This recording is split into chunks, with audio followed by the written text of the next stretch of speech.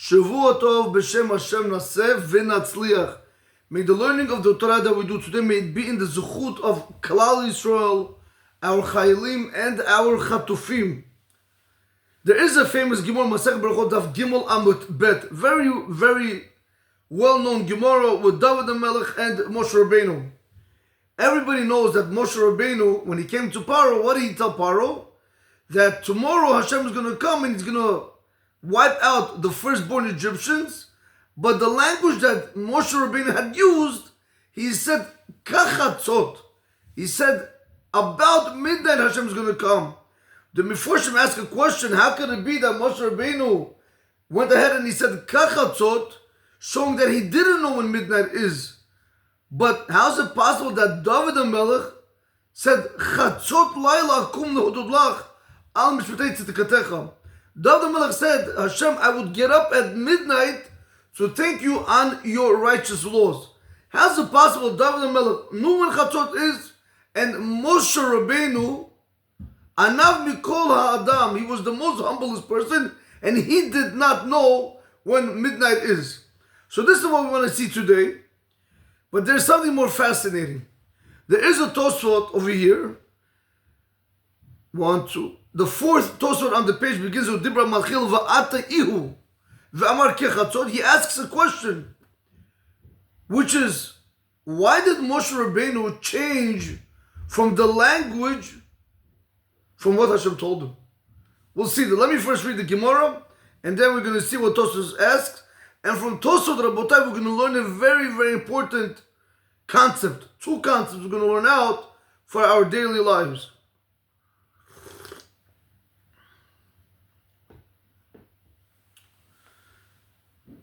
The Gemara asks, "V'David mi havayada palgad de'leila emat?" And did David know when midnight was? Hasha Moshe Rabbeinu havayada. Now Moshe Rabbeinu didn't know. How do we know Moshe Rabbeinu didn't know when midnight is? Dichtiv, because it's written in the pasuk, "Kachatzot alayla ani yotzei b'toch Mitzrayim." Moshe Rabbeinu comes to Paro and he tells him about midnight. He says Hashem is going to come within Egypt and he's going to kill all the firstborn Egyptians. The Gemara asks the question, "My kachatzot, what does that mean about midnight?" If you're going to tell, maybe that's what Hashem told him. Maybe Hashem told Moshe Rabbeinu, listen, go tell Paro that tomorrow I'm going to come about midnight. The Gemara asks an obvious question. Is there a doubt before heaven? Can Hashem have a doubt when he's going to take care of something, when he's going to execute something? Absolutely not. The Gemara rather answers a different kind of question. Rather, the Gemara answers a different kind of answer. Rather what he said, Hashem said to Moshe Rabbeinu, Bachatzot. Hashem said to Moshe Rabbeinu, tell Paro tomorrow at the midnight, Ve'ata ihu ve'amar kachatzot. But he came and he said about midnight. So we see from over here, Masabka lei. So we clearly see from over here that Moshe Rabbeinu had a doubt, because Hashem told him Bachatzot. He told Paro Kachatzot. David havayada, and David did know.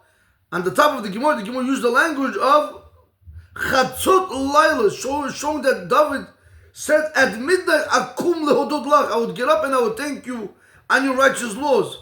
How's it possible that David knew exactly when Chatzot is, and Moshe Rabbeinu didn't know? The Gemara answers very simple why David knew. The Gemara answers, David Simana Havali. David had a sign that was going to be able to let him know exactly when midnight is. The Amr of Acha bar Bizna Amr of Shimon Chasida, because Rav Acha the son of Bizna said name Rav Shimon Chasida, Ki nor hayat talui limala mimitato shel David. There was a harp that was hanging above from David's bed. Vekeven shigir chatzot laila, and since midnight came, Baruch tefonit v'noshed bo u'minagem elav, came the northern wind and it would blow into the harp and then it would start playing by itself. So that was exactly, Rashi explained, that was exactly at midnight. Miyad haya omed v'osek batorah. Immediately, David the Melech would get up and he would be oisik in Torah ad she'alam shachar, until dawn. Now this is nuts. Rabotai, David HaMelech, another point you can actually see over here. David HaMelech, King David, immediately when the harp, basically the alarm clock, immediately once the harp went off, he got up immediately. That's why he was King David. I was saying this, right? I was teaching this piece. So somebody wants to bring a point. King David is King David. For him, maybe he has to get up immediately and learn Torah. But for us, we're regular people. We're not on that level. Very, very big mistake. It doesn't work like that. King David, who had every reason not to get up because he is a king, who had every reason not to learn Torah because he is a king. I'm tired. I'm busy. This, that. He had no excuses. We, how much more so, have to learn from King David. If he went out of his way, once the alarm clock went off, he jumped out of his bed. Miyad, it says, immediately. And what did he do? How many of us, when our alarm clock goes off at 2 o'clock, or forget about the alarm clock, you by accident wake up at 3 o'clock in the morning. You don't want to go back. You don't want to go back to sleep. How many of us are going to go ahead now and take out a book and learn Torah? How many?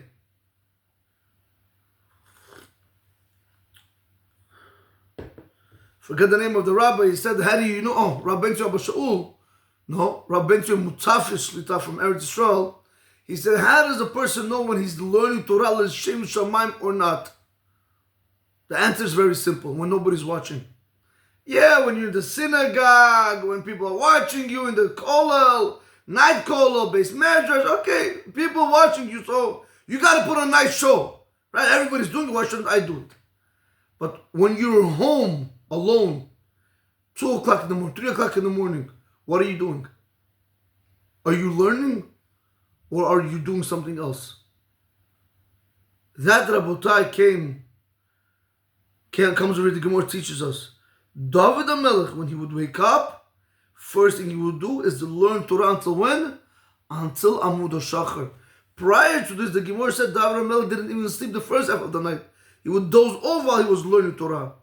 Comes out, David was learning first half of the night Torah, and then at the second night of the half, he would strengthen himself to even learn much more. Rabotai, King David, we give our nights away for shtuyot. Business, tired, this, that. King David, with as many wives as he had, he was able to make time to learn Torah. We, with one wife, give all the excuses why we can't learn Torah. Something, Rabotai, something to know, something to think about. You want to become great, you got to do great stuff.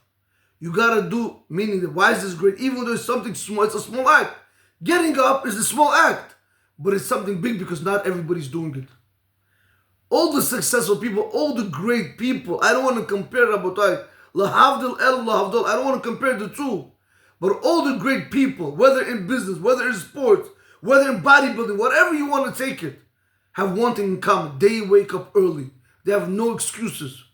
All the bombs, Rabotai, have all the excuses. In any event, this was from over here the Gemara wants to prove that David HaMelech, he knew what a chatzot was. He knew what midnight was. But Moshe Rabbeinu, he didn't know. I want to read for you a Tosfot. Tosfot says like this. V'im tomar, and if you're going to say, Mikom makom lema bachatzot. Nevertheless, Moshe Rabbeinu should have said bachatzot, at midnight. Ki Moshe amru lo min shamayim. Just like they told him from heaven.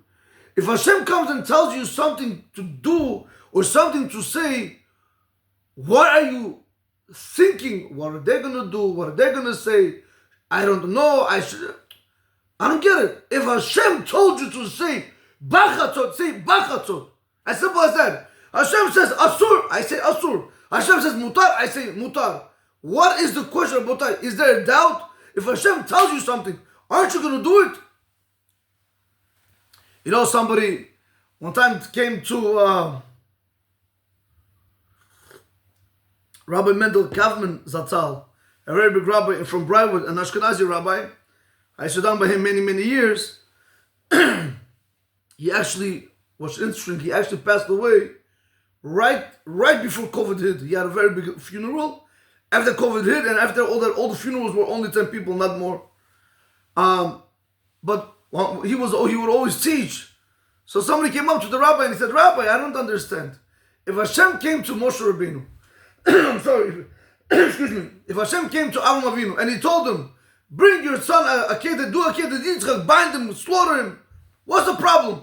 What kind of nisoyon, what kind of test was that for Avram Avinu? Anybody would have done it. He says, I would have also done it. The rabbi said, Rabbi Kaplan said, Zatzal, Zochrim Taduracha. He said, not so fast. You talk big,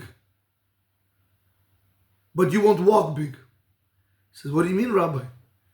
He says, let me ask you a question. Today you have a Shulchan Aruch, a clear halakha in the Shulchan Aruch. Do you do what the Shulchan Aruch tells you? He's like, what do you mean?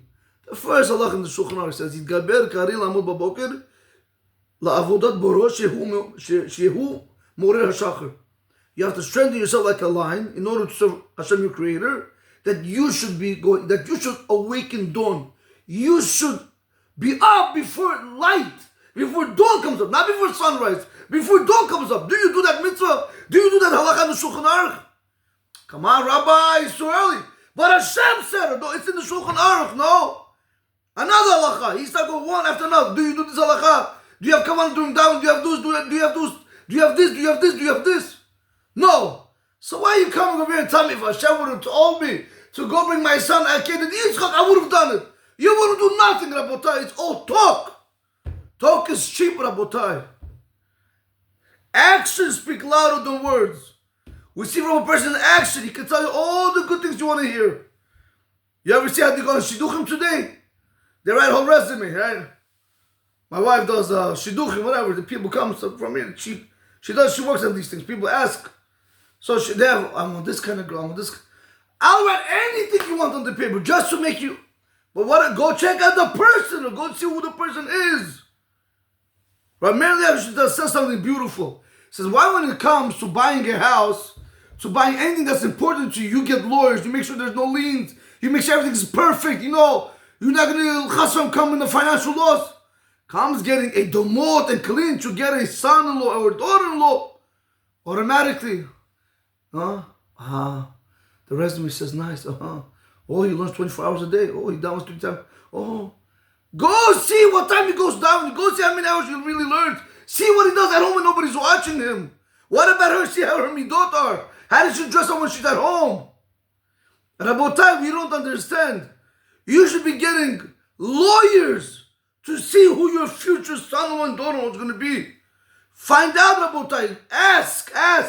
Go see with your own eyes.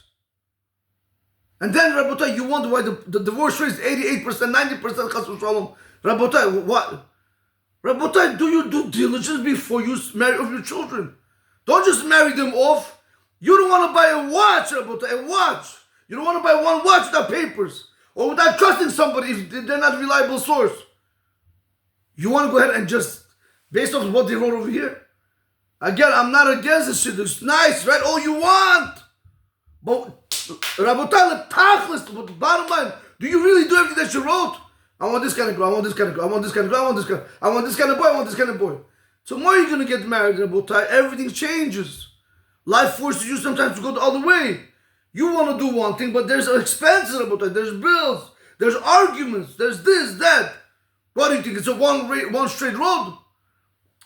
Again, I'm not against shidduchim papers, but that alone is not enough. You know, I had one time, I'm not going to say it, but I can't because I don't want to say it. All we're saying is that if we think that it will be easy for us to go ahead and do Akedah Yitzchak, to bring our own children, right, to sacrifice for Hashem, we can't even make them go off the iPads. We can't even make them go off the iPhone. I see Rabotai, small children. What? How old can they be? 2 years old, 3 years old, eating while they have iPhone. Today you can't, Rabotai. These things are gonna, Rabotai, I'm sorry to say it, these things are making your children stupid. The parents are stupid for giving to the children. Now you make your children. So you came out of the wrong product. Why mess up your children? Educate them. Educate the children, Rabotai. Show them, Rabotai, how wrong this is. Show them. You have to understand, we're so quick to say, Abraham Avinu did it. If Hashem spoke to him, I would have also done it. No, you wouldn't, because we can't even follow Beit Halachot. Somebody told me the other day, Rabbi, I don't want to go to clubs. Whatever. I don't want to go to clubs. But my wife, she wants to go to clubs. So I can't say no to my wife. What do you mean? What? But I don't understand. Don't say that you guys are ready to sacrifice your life for Hashem. Don't say that you love Hashem with all your heart when we're not fully there yet. On Shabbat, somebody told me, I don't know, I mean, I'll assume, I didn't want to go look it up. He said, go look it up. I don't have to go look it up, but I'll take his word for it. And I'll tell you why. He was speaking about Rabbi Snir Guetta. He was a very big soccer player. You guys Google him. Very, very, very, very well-spoken rabbi, from what I've seen in the past, many years ago, like when I just used to watch his clips. Rabotai, very, very nice. Like, I could say Talmud Chacham also, just I don't know what he does, but he has very, B'lein he does a lot of kiruv. He brings a lot of Jews back. You see, when he speaks, he knows, you see. So somebody told me that he was a soccer player. So one of his friends took him to a rabbi shiur. So he went. And that day the rabbi was speaking all about Shabbat. But in Israel, their whole life is soccer. And when is the soccer game? Shabbat. So now he's like, why is the rabbi speaking about Shabbat, this, that, karet, this, that. So now he feels bad. Whatever, he goes, plays the games, whatever it is. Again, the friend brings him one more time to the shul. The rabbi again speaks about Shabbat. Not that he's intending towards him, he just speaks about Shabbat. He takes that as a sign from Hashem. I don't know how long he said, maybe a year or maybe 2 years later, I don't know how long it took. He said he came to his wife. So the guy tells me, he's like, his wife is the top model in Israel. He's like, Rabbi, you don't believe in me? Go Google her, you'll see she's the top model. I said, no, I believe you. You Googled her, I believe you. There's nothing more to ask. Yeah, that's what I meant. Right? I believe whatever you say, I believe. You saw it, I don't have to see it also. You saw it, I believe you. But why am I bringing it out? Rabbi Snur Guetta, who's a very famous soccer player, he came to his wife, who, according to what this guy is saying, is a top model, and he told her like this. He says, listen, I want to start serving Hashem. I want to start keeping Shabbat. I want to start doing Teshuvah. Are you with me or not? Rabotai, a few years later today, she's a rebbetzin and he's a rabbi. They've changed their whole life around. This Rabotai is a wife who's going to ride or die. She goes with her husband. She could have easily said like other girls, no, I want to live my life. No, and she could have left. But he told me she went, she said, no, you know something? She dropped everything. These people, Rabotai, can go ahead and say, we're willing to sacrifice anything for Hashem because they did it. But just to speak and not do it doesn't mean anything. In any event, let's get back to Tosfos. How did we get into this? Because over here, Tosfos says, Mikol makom lema bachatzot. Because Tosfos says, nevertheless, Moshe Rabbeinu should have said bachatzot at midnight. Kimo sham rulo mishamayim. What's the question? Just like they told you from heaven. Deha emet amrulo. Listen to the word Tosfos says. This is the fact. This is the truth. They told Moshe Rabbeinu the truth. That at Chatzot, the firstborn Egyptians, Hashem is going to come and He's going to wipe all of them out. What did Moshe Rabbeinu do? He came and he said, Kachatzot. If Hashem told you, Bachatzot, keep it Bachatzot, don't change it. This is the emes. Why are you changing it, Moshe Rabbeinu? Comes Tosfos and he answers, V'yesh lomar, similar answer that Rashi wanted to give. V'yesh lomar, and one can say, Shelo ratza lomar lahem davar. He didn't want to say something to them.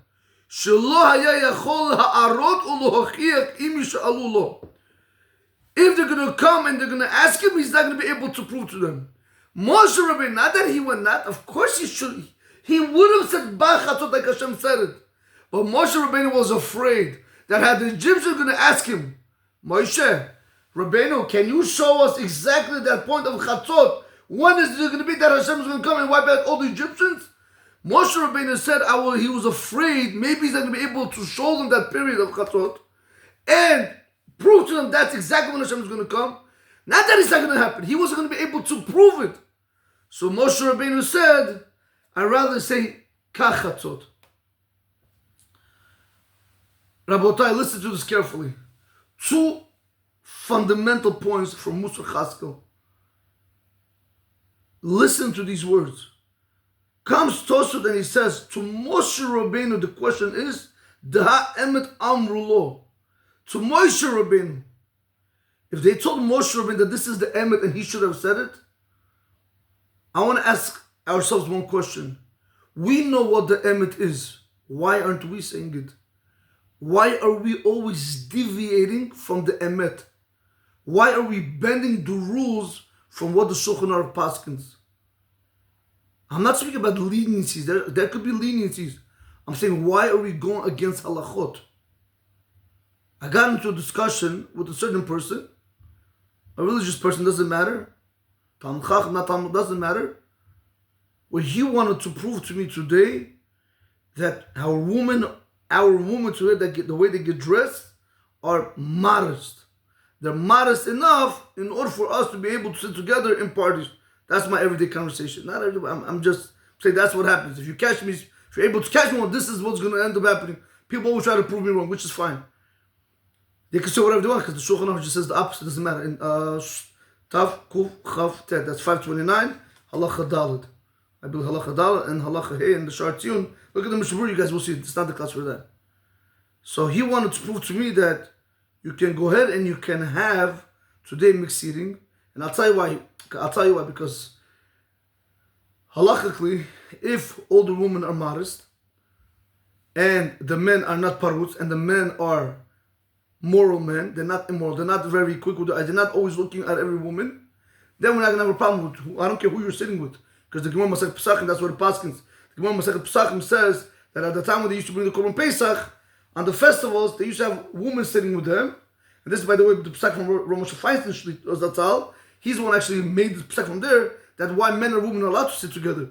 Because he said, the Gemara says over there, that the woman used to take, when she used to eat, she used to turn around her face, or she used to cover her face, turn around, and then she would eat. So why is she turning around if it's her father, her mother? That means there were other men. So she didn't feel comfortable, so that's why she had to turn around. So you see from over here what kind of modesty level they had. Because every movement that a woman makes can turn a guy on.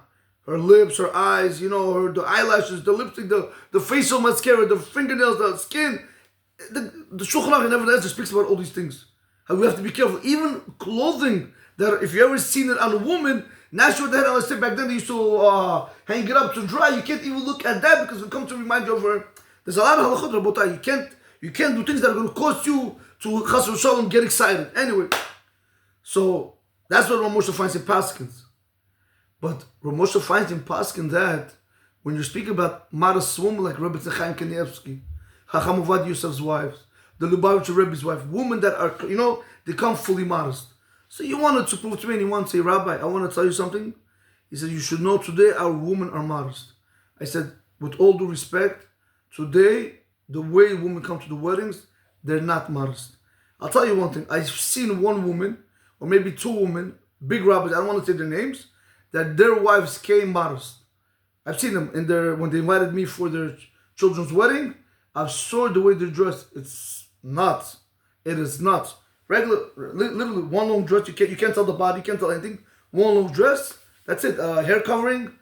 Maybe a little bit of lipstick. Not even makeup on their face, because they keep their beauty for their husbands. Comes this guy and he tells me our women are modest. I said, from which angle are they modest? He says, look, they come, they're Chinese, they're fully clothed. You won't even see skin. I said, that if that's the case, you won't see skin. You're right. But the problem is, a woman, when she wears tight clothing, when she tightens everything on her, you see the body, you see I don't have to tell you guys, you see everything. Her hair is done, highlights, long. These things are not modest. She puts perfume on, does her nails. These things are not modest. You want to do it. You have to listen. You have to look good. No, you have to work. Fine. You have a rabbi, ask him how things you have to go about. But you and I know that when women come to a wedding, especially when women come to a party, it's one thing when you go to work, you look a certain way. Okay, you dress, just to look presentable. But when you go to a party, you don't dress to look presentable. You dress to dress up nice, which is not a problem. But that's why we want men and women to sit separate from one another.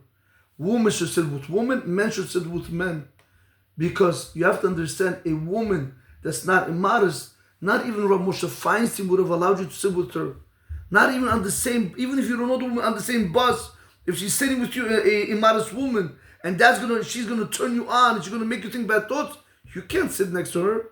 Rav Yitzchak Yosef Shlomo Paskins that if a woman who has perfume on her and she knows she walks into the bus or into a train station, and speak about it in Israel especially, because everything's by over there. I've never seen any underground train station.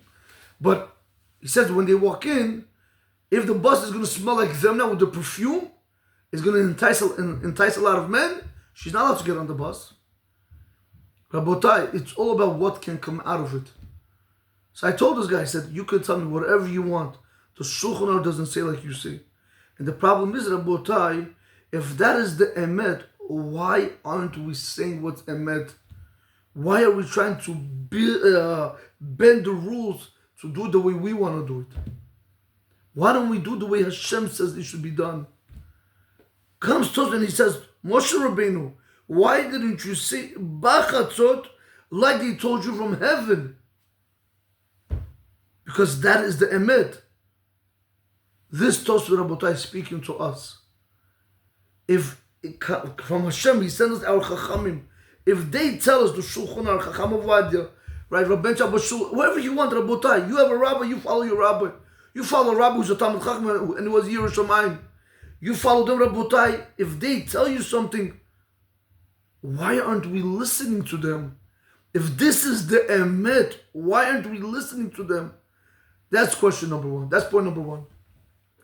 Point number two, even when we know it's emet, Rabotai, that's good. But listen to the next piece.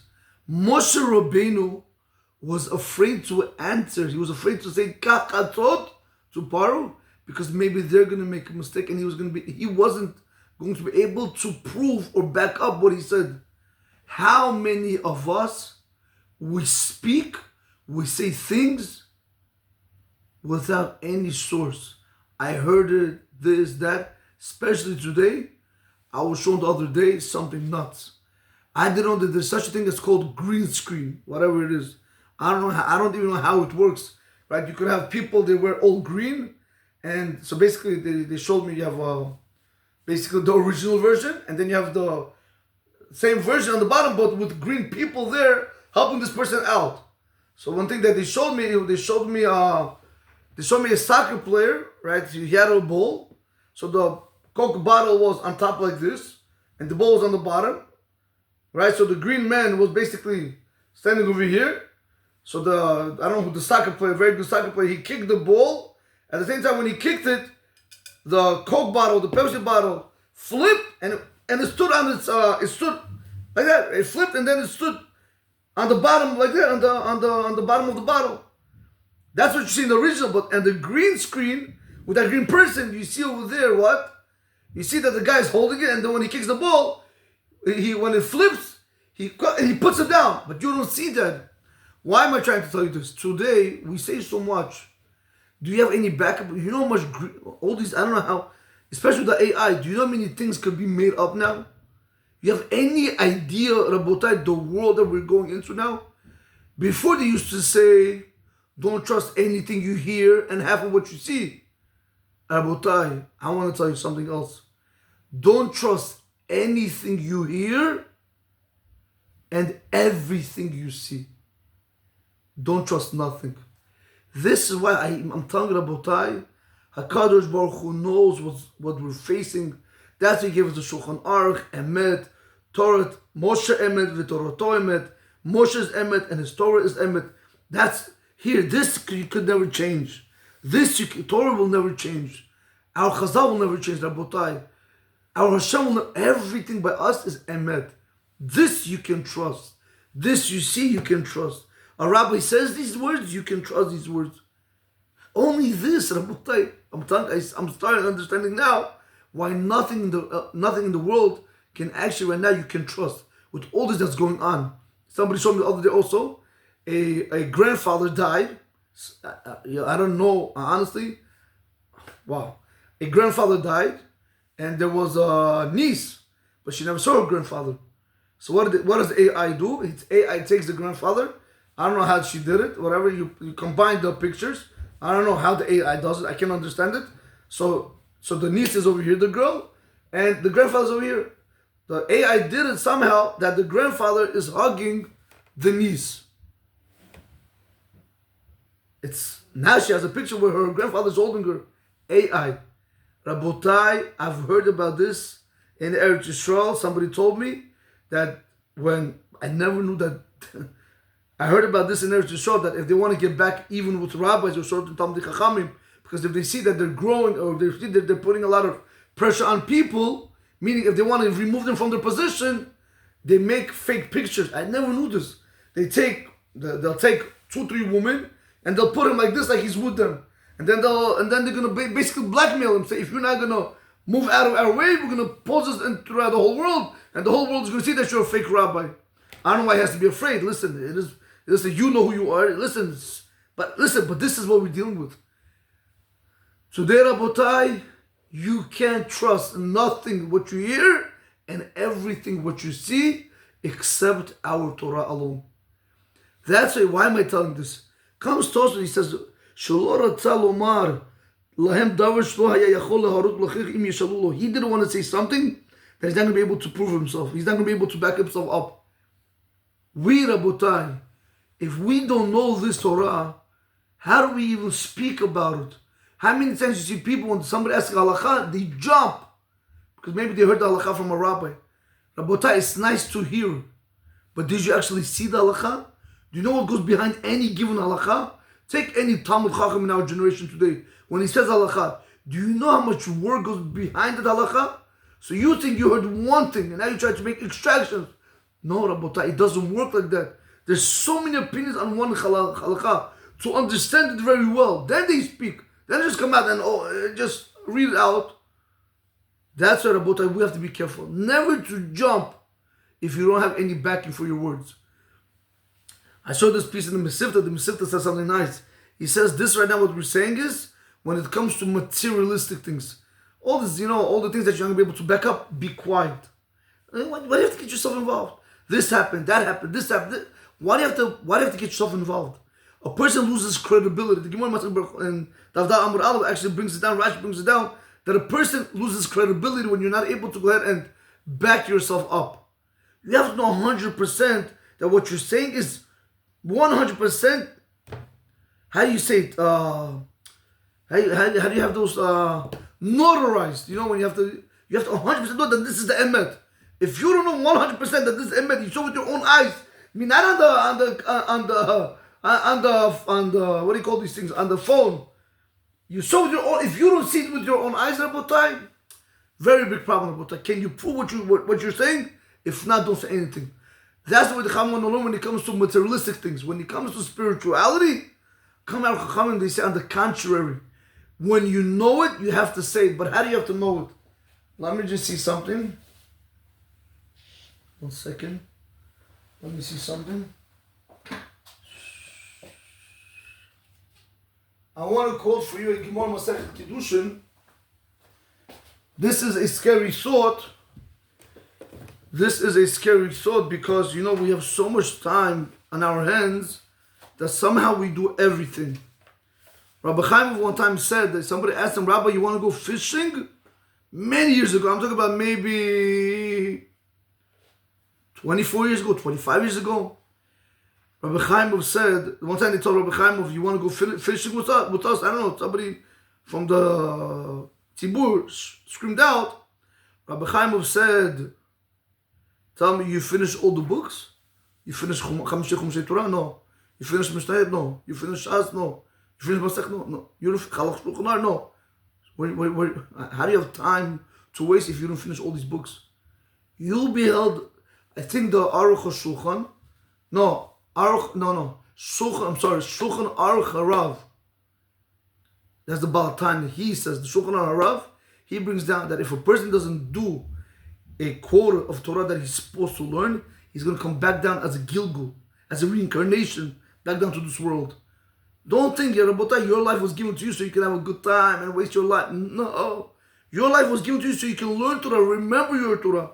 Look what it says in Masech Kiddushin Daf Lamed Amud Aleph. All the way on the bottom. 2 lines on the bottom. Tanu Rabban, the rabbis taught, Vishinantam. Right, we say Vishinantam, you should teach them to your children. What does it mean Vishinantam? What does it mean? What does it mean Vishinantam? Shiyu divrei Torah michudidim bipicha. The words of the Torah, they have to be sharp in your mouth. She'im yish'alecha adam davar. Because if a person is going to ask you something, don't start and say to him. Right? Someone asks you halacha, Rabbi, what do you think about this? 1 second. Let me. Wait. No. And then you're going to tell. No. Don't do that. Rather, what you have to do? Emor lo miyad. Rather say to him immediately. Like the pasuk says, Emor lechochma achoti. I'd say to wisdom that you're my sister. If I ask you guys a question, are you allowed to marry your sister? Automatically your answer is going to be, no, Rabbi, what are you talking about? Shalom. That's exactly how the Chacham wants you to know your Torah code. When anybody asks you any halakha, when you're certain, when you're certain 100%, then you open your mouth. But if you're not certain, don't open your mouth. Moshe Rabbeinu, Anav Mikol Ha'adam. He knew Hashem told him directly. He knew that this is the emes. But he was afraid because he was not going to be able to back it up. We Rabotai today throw words left and right. We wouldn't even consider what we're saying sometimes. Are you able to say like that? Just like you know your sister's us on you. If you are able to say the halacha that like that, it's asr or mutar, and you're able to back it up, open your mouth. Say it, don't be quiet. But if not, don't open your mouth. Rashi says over here, Rabotai, you should be baki. You should be proficient in your halachot, in your Torah knowledge, just like your sisters, asr and you. Rabotai, it's unbelievable. How much is placed on us?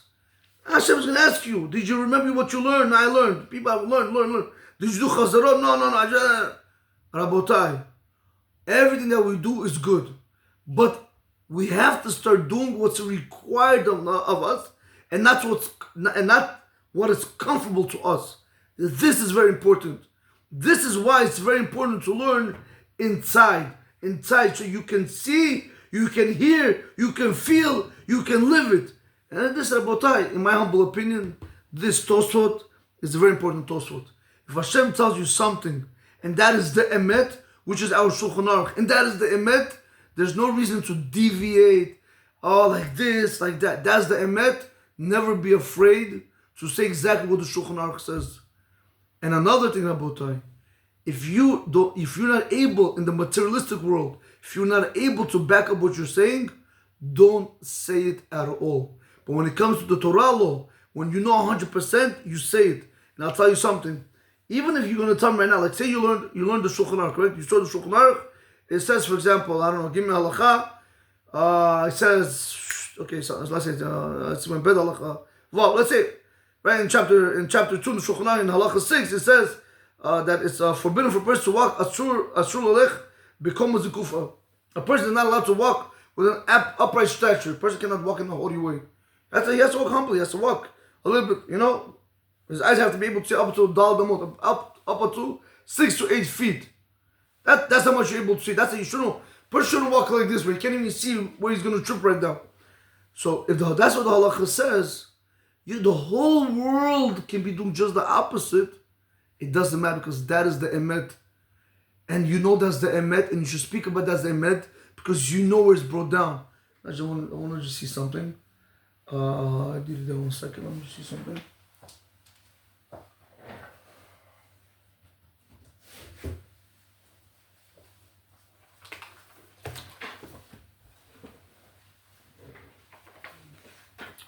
Simon bed Allah Chavav. Asur lalech bekomas zekufa. It is forbidden for a person to walk in an upright stature. Asur. Rabotai, every second that a person walks with an upright stature, let me see the Mishnah Berurah, He says over here, "Shedochek raglei hashechina kiviyachol." If it were possible, it's like you're pushing away the feet of Hashem. Al kain, therefore, katu achronim da'asur afilu pachot midal alamot. Even if it's less than the alamot, you're not allowed to walk.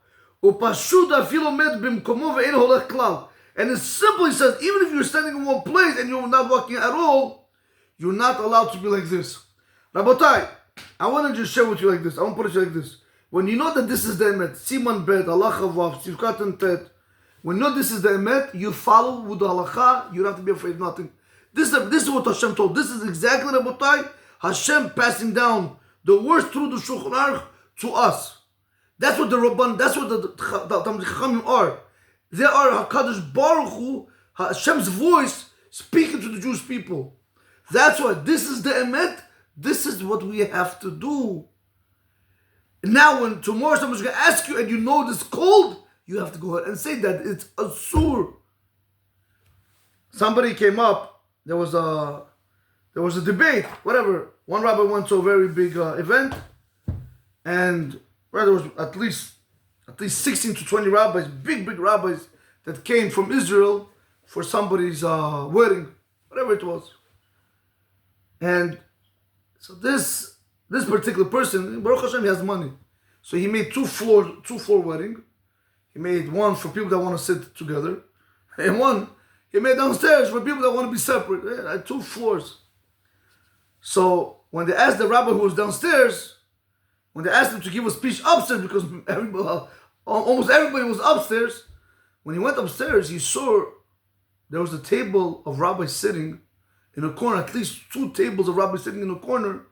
He didn't want to say Mazel Tov, nothing. He went off right away, and he said, with the respect to the honorable rabbis, he says, I want you guys to know that this is asur, what you guys are doing now, sitting in the forbidden place. They're sitting alone, but it was in a mixed place, because everybody else was sitting mixed. People are going to get the wrong idea, even though they're not doing anything wrong, but people are going to learn out from them. Rabotai, listen to this carefully. Each rabbi got up and they told me, we were tired. We flew in from Eretz Yisrael. We were tired and we didn't pay attention. Thank you for reminding us.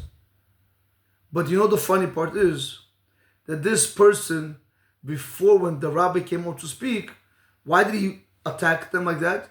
Because he said, Kol Rav, you're only one. I got 16, 20 rabbis sitting upstairs. He said, just because you have 16, 20 rabbis sitting upstairs in your party, that is not proof to why what you're doing is allowed. Doesn't mean anything. Rabotai, this is how confident we have to be with Hashem's Torah. Don't worry, let 500 rabbis come. Let 5 billion rabbis come. Doesn't matter. Let people look with big beards and piyot and black hat and shtreimel and whatever you want. Let them do. Rabotai. But what does the Shulchan Aruch want from us? That's what we have to ask ourselves. Not what we think is right. What does the Shulchan Aruch say is right? That's what we have to follow. Bezrat Hashem, may we be able to make this teaching part of us. Just as a small review, very important, which is actually 3 points today with David HaMelech. Once the alarm clock goes off, get up immediately. Again, you have an obligation to wake up in the morning also before dawn.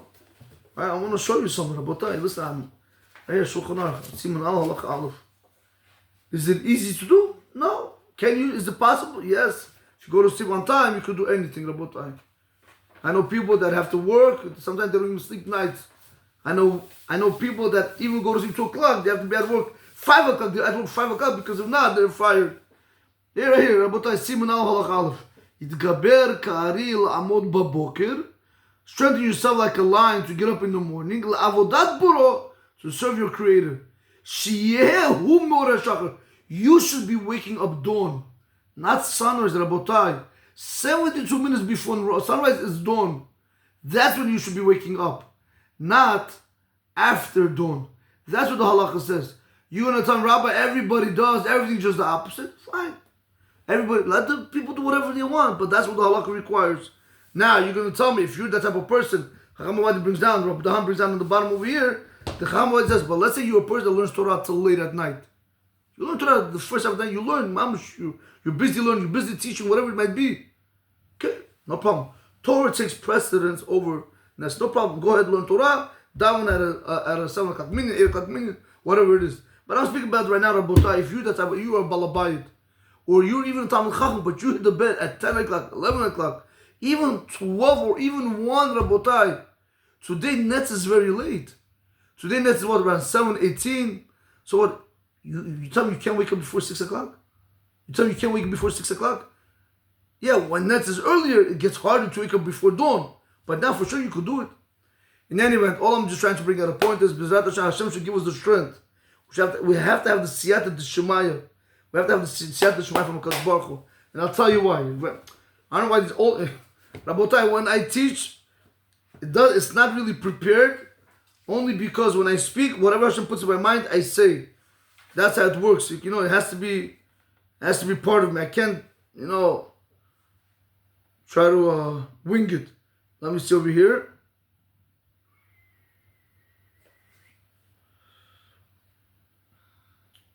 Here. Rabotai, watch this. If it's not going to be for HaKadosh Baruch Hu, why do we need Hashem's help so much? Why do we need Hashem's help? Because the Yetzer Hara is always looking to bring us down. Look what the Gemara Masechet Kiddushin Daf Lamed Amud Bet says. He said, Tan Rabbanan. Alright. Tan Rabbanan, the rabbis taught. Kashe Yetzer Hara she'afilu yotzuro ka'ar'o ra. So difficult, so bad is the Yetzer Hara, the evil inclination, that even the creator, the Hashem even gave him the name of Yetzer Hara, something bad. Shenemar, like the pasuk says, Ki Yetzer Lev Adam Ra Min Ura, because a person's heart is evil from when he's young, referring to the Yetzer Hara. Amar Rav Yitzchak. Rav Yitzchak said, Yitzro Shel Adam Mitchadesh Alav Bechol Yom. The Yetzer of a person, the evil inclination of a person, it renews itself every single day. Shenemar, like the pasuk says, Rak Kol Hayom. It's only bad all day. Then you have to understand, Rabotai, the Yetzer Hara has tactics to bring us down. Why is this Tosfos so important? Because in order to be able to defeat the Yetzer Hara, ask yourself, is this the emet what the Yetzer Hara wants or not? No. Is what Hashem wants this the emet? Yes. Break yourself to do what's right, Rabotai. Break. I know it's hard. I'm telling you, Rabotai, I know it's hard. But that's why I'm sharing this with you, Rabotai. It's key point. Sometimes you want to scream at somebody. You want to lash out at somebody. You want to get angry with somebody. You want to get revenge at somebody. Is it worth it? Is that the emet? Is that what Hashem wants? Or is the Yetzer Hara only burning, making the flames in your heart bigger and bigger? Cool it down, Rabotai. Turn the flame down. Rabbi Shimon ben Levi said, Yisro shel Adam mitgaber alav b'chol yom. Listen to this language. The Yetzer Hara of a person always strengthens on him every single day. Umivakesh ha'amit, and he wants to kill him. He wants to kill you. Shenemar, the pasuk says, Tzofer Rasha leTzadik umivakesh ha'amit. The pasuk says the Rasha anticipates for the tzaddik and he wants to kill him. V'il maleh HaKadosh Baruch Hu, if it wouldn't be for Hashem's help, En Yachol Lo Rabotai, you're not going to be able to overpower him. This is why I'm telling Rabotai, we need. This is the blessing. We need HaKadosh Baruch Hu to give us the strength. If not for him, Rabotai, we're done. There's no way you can survive. Not kill you physically, kill you spiritually. That's all. He don't care what if you're going to do with physically. On the contrary, he'll be happy if you're alive and do Averis more and more because he wants you to be dead spiritually. He wants you to lose your Olam Haba. That's what Rabotai. My blessing to everyone, including myself. HaKadosh Baruch Hu should give us the strength, Rabotai. He should save us from the Yetzer Hara. Before you want to do something, down to Hashem. Hashem, please give me, please. I'm telling you, Rabotai. Somebody asked me a very important question. Like, Rabbi, how do you make tefillah personal? I said your own language. How do you make the berachot personal? Understand what you're saying. How do you make the Torah personal? Understand that Hashem commanded you to learn the Torah. Rabotai, why am I saying this? Before you want to do something, just down to Hashem. You want to go watch something right now. You want to scream at somebody. You want to do an affair with a girl. You want to look at somewhere where you're not supposed to. This, Rabotai, I'm telling you right now. Rabotai, I don't want to say it on live camera, but I'm going to have to say it. Be very careful when your kids are on their devices. Rabotai, I can't say the names of what apps there are, people tell me, of how they have girls selling themselves and all this garbage. Rabotai, back then, if a person wanted to watch pornography, it was very hard. HBO, you had to pay this. Today, it's an app. Virtual reality. I know they have these things. Rabotai, today the world is changing at such a rapid pace that if we're not going to protect ourselves and our kids, we'll be lost in that tumah. We'll be lost in that impurity. It's so scary, Rabotai. It's already, they're making, somebody showed me of an Israeli singer that died 40 years ago. They made him live. They made him sing live. Somebody brought up to my attention, he said, Rabbi, just like you see this, there are also women that are AI that Chasam can make you do affairs with them. Rabotai, wake up. Enough is enough. Don't try to keep a pace with the world. Keep a pace with the Torah, with the Shulchan Aruch.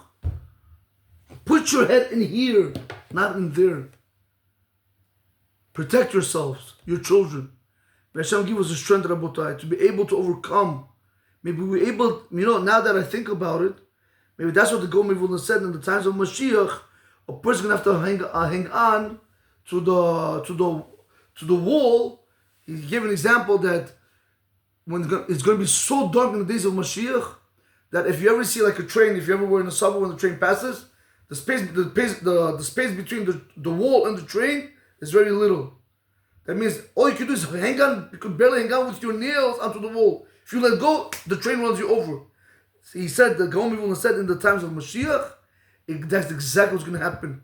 We have to, Rabotai, hang on with our nails to our Torah. That's all we got. Because all these train, all this which I can call the tumor train, the impurity train that is just rushing through us. Do this, do that, look there, go there. Oh, this, you're missing that. You're look, but you're gonna miss that. Rabotai, cling on to the tree of life, killing on before Mashiach comes. Because after he comes, Rabotai, there's gonna be no more Yitzhara. And then you have missed the opportunity to make yourself and build yourself a nice Olam Haba, a nice mitzvot and Torah. B'ezrat Hashem, Rabotai, with this I do conclude. May HaKadosh Baruch will give us the strength to be able to serve Him, belev shalom, like we say in Shema, Ve'ahavta et Hashem Elokecha b'chol levavecha, with all your heart. Every single place that you have in your heart, every single percent, every single inch should be devoted to Avodat Hashem. Baruch Adonai Olam, Amen ve'amen.